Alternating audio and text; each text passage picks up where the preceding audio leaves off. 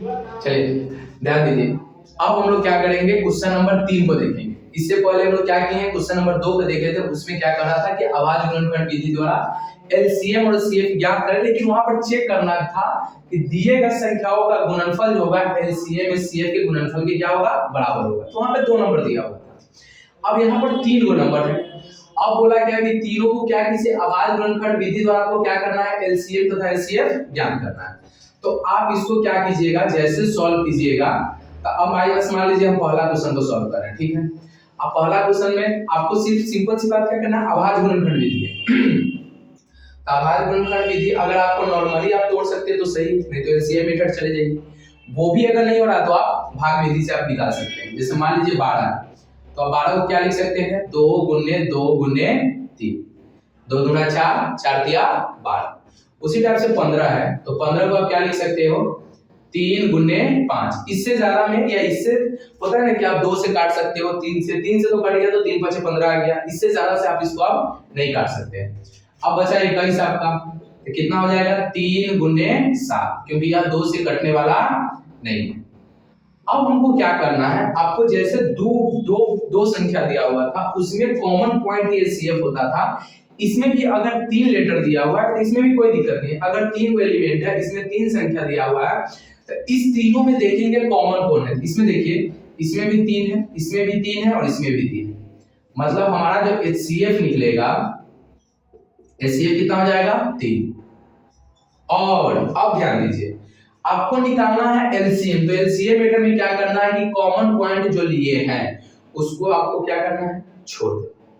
उसके बाद जो बच गया उसको क्या करना है, निकाल लेना है। जैसे आप अगर एलसीएम निकालते हैं तो क्या हो जाएगा, 2 गुने 2 गुने 3 गुने 5 गुने 7, 2 दूना 4, 4 तिया 12, 12 बचे 7, और 60 में आप 6 से गुना करते तो 7 6 42, मतलब हो जाएगा 420। अगर आपको बाई चांस मान लेते हैं तो इसमें तो आपको क्या करना था कि एलसीएम और एचसीएफ निकाल कर हटा देना है, इससे ज्यादा कुछ करना नहीं। अब हो सकता है क्या, कभी-कभी क्वेश्चन में क्या कहता है चेक करने के लिए कि दिए गए संख्याओं का गुणनफल जो है एलसीएम एचसीएफ की क्या होगा, गुणनफल के योग के गुणनफल के बराबर। तो ये था आपका क्वेश्चन नंबर 1। अब क्वेश्चन नंबर 2 देख लीजिए। क्वेश्चन नंबर 2 का क्या है, अब जैसे मान लीजिए ये हमारा 17, तो 17 को आप क्या लिख सकते हैं, 1 गुने 17। 23 को आप क्या लिख सकते हैं, 1 गुने 23। 29 है तो 29 को आप क्या लिख सकते हैं, 1 गुने 29, 1 गुने 29। इससे ज्यादा आप इसको नहीं तोड़ सकते। अब इस तीनों में क्या कॉमन है, एक कॉमन है, देखिए तीनों में क्या कॉमन है, 1। तो इसका एचसीएफ कितना हो जाएगा, 1। अतः लिखेगा, अतः इसका एचसीएफ 1, एलसीएम इसका क्या हो जाएगा, 17 गुने 23 गुने 29। अब क्या करना है, इसको गुना कर लेना है। जैसे 17 में अब 23 में अब क्या करो, 17 से गुना करो, तो 7 3 21, 7 दूना 14, 2 16, 3 2, मतलब कितना हो जाएगा, 1 9 3, मतलब कितना आ गया, 391 गुने 29।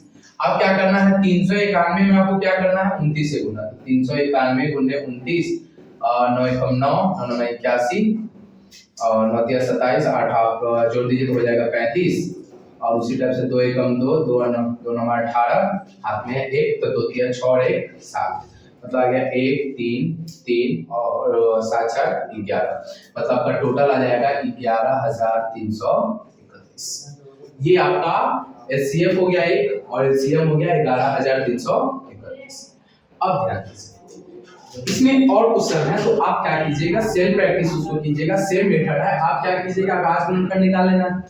जो तीनों में कॉमन है वो हमारा हो जाएगा एचसीएफ, तो जो बाकी बच गया है उसको आप क्या करना है, जैसे कि कॉमन पॉइंट में से एक को छोड़ देना है, सॉरी एक को ले लेंगे, बाकी को क्या करेंगे, हम छोड़ देंगे। अब जैसे छोड़ेंगे तो वो हमारा क्या निकल जाएगा, एलसीएम। तो इस टाइप से आप 2 क्वेश्चन को ध्यान से पढ़ लीजिए। बाकी इसके अलावा इसमें जैसे मान लीजिए तीसरे क्वेश्चन में जो भी क्वेश्चन बच गए हैं वो आप खुद से बना लीजिएगा, वो सब आपसे बन जाएगा। चलिए ध्यान दीजिएगा, चलिए इसको हम लोग रफ करते हैं, नेक्स्ट क्वेश्चन देखते हैं। ध्यान दीजिए, यहाँ पर थोड़ा सा गड़बड़ है। गड़बड़ क्या है, एलसीएम में गुना गलत है। जैसे 9 कम हो जाएगा 9, यहाँ पर होगा 9, मतलब यहाँ पर भी कितना हो जाएगा 9। ये सब भी होता है, इसलिए आप जो एलसीएम निकालिएगा उसमें गुना जो कीजिएगा बहुत ही आराम से कीजिएगा, इस सबको ध्यान से। चलिए इसको रफ करते हैं, देखते हैं।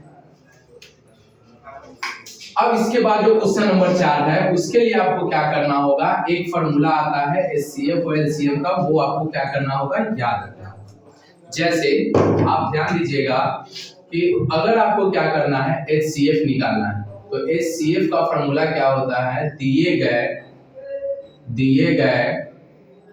संख्याओं का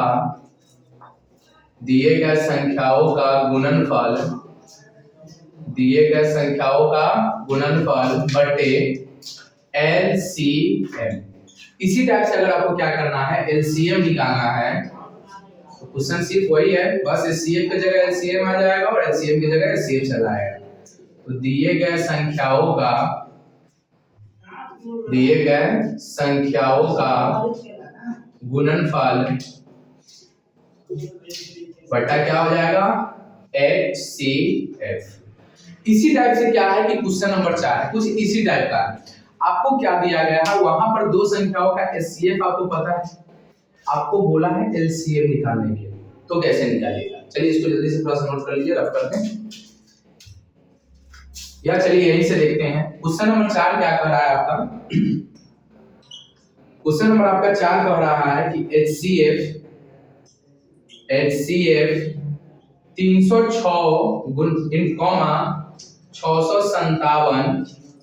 बराबर, अब HCF है तो HCF बराबर ये दे दिया 9, दिया, ये क्या है,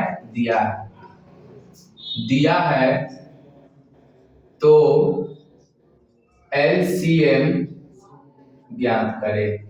LCM क्या करना है, ज्ञात करना है। आइए इसको देखते हैं, ये आपका है क्वेश्चन नंबर 4। ये क्वेश्चन नंबर कितना है, 4, सॉरी क्वेश्चन नंबर है 4, जिसमें LCF आपको पता है, LCM निकालना है। तो LCM भी ये फार्मूला है यहाँ पर, तो LCM बराबर हो जाएगा दिए गए संख्याओं का गुणनफल, मतलब 306 गुणे 657 बटे क्या, HCF। HCF इसका क्या है, 9। आपको क्या करना है कि 306 में 657 से गुना करना है, उसमें 9 से क्या करना है, भाग देना है। इसको जल्दी से कर लीजिए, पहले ध्यान दीजिए। आप क्या कीजिए, इसमें 306 से 657 में गुना कीजिए। तो आप जैसे गुना कीजिएगा, आप लोग करके देख लीजिएगा, इसका आंसर आपको आ जाएगा 201,042 बटा क्या है, 9। अब इसमें 9 से क्या करना है, भाग देना है। तो इसका आप रफ में या भाग आप लोग खुद से कर लीजिएगा, जैसे भाग कीजिएगा तो इसका आंसर आपका आ जाएगा 22338। मतलब इसका जो LCM आएगा वो कितना आ जाएगा, 22,33,8, मतलब 22,338। तो ये था आपका क्वेश्चन नंबर 4, इसको नोट कर लीजिए। अब हम लोग देखेंगे क्वेश्चन नंबर 5।